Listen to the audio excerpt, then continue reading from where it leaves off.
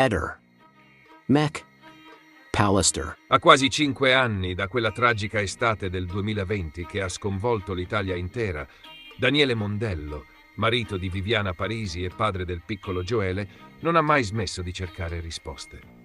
La sua battaglia per ottenere verità e giustizia ha oggi compiuto un nuovo e significativo passo.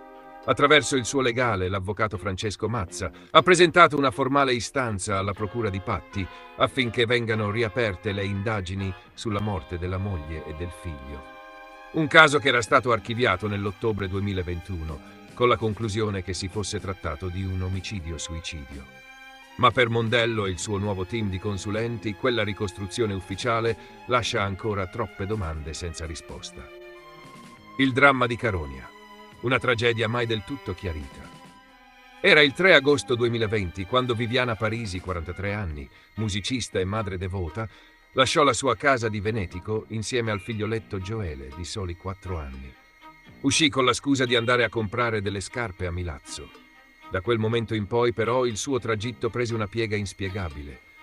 La sua auto imboccò l'autostrada A20 e percorse decine di chilometri, fino a terminare la corsa nei pressi della galleria Pizzo Turda, all'altezza di Caronia, dove fu coinvolta in un lieve incidente. Dopo l'urto, la donna e il bambino abbandonarono il veicolo e si allontanarono verso le campagne circostanti. Da quel momento, di loro si persero le tracce. Il corpo di Viviana fu ritrovato 5 giorni dopo, ai piedi di un traliccio dell'alta tensione, mentre quello del piccolo Gioele venne rinvenuto solo 11 giorni più tardi, nascosto tra i rovi e in avanzato stato di decomposizione, a circa 200 metri di distanza dal primo ritrovamento. La procura di Patti, guidata dal procuratore Angelo Cavallo, concluse che si fosse trattato di un gesto disperato. Una madre in preda a un crollo psichico avrebbe ucciso il figlio, forse strangolandolo, e poi si sarebbe tolta la vita gettandosi dal traliccio. Una tesi che venne ufficialmente sancita nell'ottobre 2021 dal giudice per le indagini preliminari con la conseguente archiviazione del fascicolo. La battaglia di Daniele Mondello. Viviana non ha mai fatto del male a Gioele. Ma Daniele Mondello, fin dal primo giorno, ha rigettato con forza quella ricostruzione. Viviana non avrebbe mai fatto del male a Gioele, ha sempre ripetuto anche nei momenti più difficili, mentre il clamore mediatico si affievoliva e l'interesse attorno al caso si disperdeva. Per lui le incongruenze erano troppe. E così, nonostante l'archiviazione, ha continuato a raccogliere documentazione, a interpellare esperti, a confrontarsi con tecnici forensi. Ha persino lanciato una petizione che ha raccolto oltre 37.000 firme in tutta Italia per chiedere che le indagini venissero riaperte. Oggi, a distanza di anni, quel lavoro sotterraneo e instancabile ha portato a un nuovo appello ufficiale. A presentarlo è l'avvocato Francesco Mazza, docente di diritto penale presso l'Università di Cassino, che ha assunto la difesa di Mondello e si è avvalso della collaborazione di un pool di 4 nuovi consulenti tecnici. Gli stessi che, dopo un anno di analisi svolte lontano dai riflettori, hanno evidenziato elementi ritenuti incompatibili con la versione dell'omicidio-suicidio. Le perplessità dei consulenti, tra traliccio, impronte e dinamiche anomale. Uno dei punti centrali su cui si fonda la richiesta di riapertura dell'inchiesta riguarda proprio il luogo in cui è stato trovato il corpo di Viviana Parisi. La procura ha sempre sostenuto che la donna si sia arrampicata su un traliccio dell'alta tensione per poi gettarsi nel vuoto. Eppure, come fanno notare i nuovi consulenti, sul traliccio non è mai stata rilevata alcuna impronta riconducibile a Viviana. Inoltre, l'altezza della caduta e la distribuzione dei traumi sul suo corpo non sarebbero compatibili con un impatto da quella struttura specifica. Viviana è caduta da un'altezza, sì, ma non da quel traliccio, ha dichiarato l'avvocato Mazza in un'intervista rilasciata a Messina Today. Una tesi che, se confermata, aprirebbe scenari completamente diversi. Viviana potrebbe essere stata vittima di un'aggressione o comunque trovarsi in un contesto in cui non era sola. Altre perplessità emergono anche dal ritrovamento del corpo del piccolo Gioele. Secondo le ricostruzioni ufficiali, il bambino sarebbe stato ucciso poco dopo l'allontanamento dalla galleria. Ma i consulenti sottolineano che le condizioni del cadavere e la posizione in cui è stato trovato non coincidono con quanto ipotizzato dagli inquirenti. Inoltre, le ricerche condotte nei boschi di Caronia durarono giorni, con centinaia di uomini impegnati e droni in volo, ma solo dopo oltre 2 settimane si riuscì a ritrovare il corpo del bimbo, a breve distanza da dove era stata scoperta la madre. Un'anomalia che continua a far discutere. L'istanza in procura, coinvolgimento di terzi non escluso. Nel documento presentato alla procura, l'avvocato Mazza sostiene che vi siano elementi scientifici e tecnici che lasciano ipotizzare il coinvolgimento di terze persone. Le indagini, afferma, presentano lacune e contraddizioni evidenti, soprattutto per quanto riguarda le modalità e il contesto ambientale in cui si sono svolti i fatti.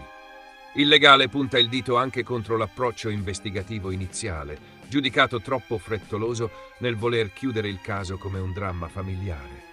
Non si è dato abbastanza spazio ad altre piste, non sono stati approfonditi scenari alternativi. Serve un supplemento di indagine che analizzi in maniera rigorosa tutti i punti rimasti oscuri. Una famiglia che chiede ancora verità. Il dolore di Daniele Mondello è quello di un uomo che ha perso tutto, ma che non si è lasciato schiacciare dalla rassegnazione. In questi anni ha tenuto viva la memoria di Viviana e Gioele attraverso decine di video, interviste, iniziative pubbliche. Ha chiesto giustizia, non vendetta.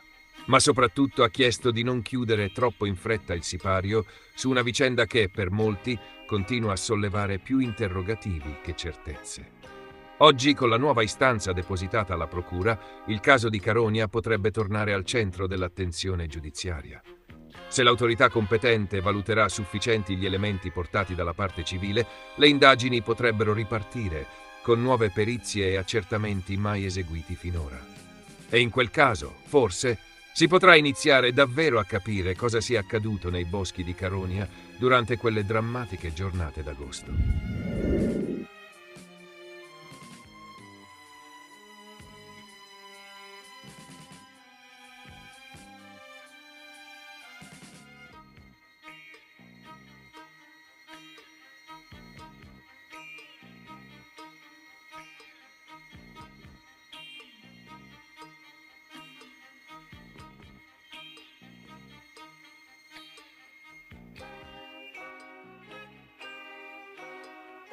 Ci sono reali tutti gli anni, lui era fuori posto, visto che non sono nessuno per lui, come mai tanto interesse? Io non sono mai andato a fotografarlo, è lui che è venuto a riprendere, non ho capito perché, cosa gli serve. Prima di tirarmi fuori gli hard disk mi dice se vogliamo tenergli 20.000 euro e noi gli diciamo di no. E dopo mi tira fuori sti hard disk, mi ha preso un po' in contropiede, devo dire la verità, di tenerli in deposito praticamente, di tenerli io. Non mi dà una motivazione, chiede soltanto di tenerli e basta, perché se conosci Sebastiano è enigmatico lui.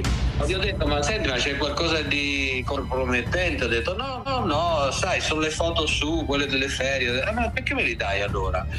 Così, non voglio che vedano gli altri. Ma probabilmente pensava alla questura. Cosa ci sarebbe in questa cartera, scusati? Modigliani? No, Modigliani proprio no. Sterpin è un personaggio pubblico a Trieste. In tanti anni è possibile che lui abbia fatto delle foto a Sterpin. Sebastiano faceva anche reporter per i giornali locali. Lui era dappertutto, come un prezzemolo, era dappertutto e faceva foto a decine se non centinaia, per cui non mi meraviglio che ci sia anche Sterpin dentro. Ti ho consegnato in questura, dopo Natale mi sembra, perché a quel punto lì, parlando un po' con tutti la parentela e gli amici di Trieste, alla fine ho cominciato a avere qualche dubbio su qualche responsabilità da parte di Sebastiano nella scomparsa di Lili. Mi ha guardato come l'aria proprio, ha fatto una smorfia, si è girato e è andato via e non ci siamo mai più parlati, che dovevano farlo prima.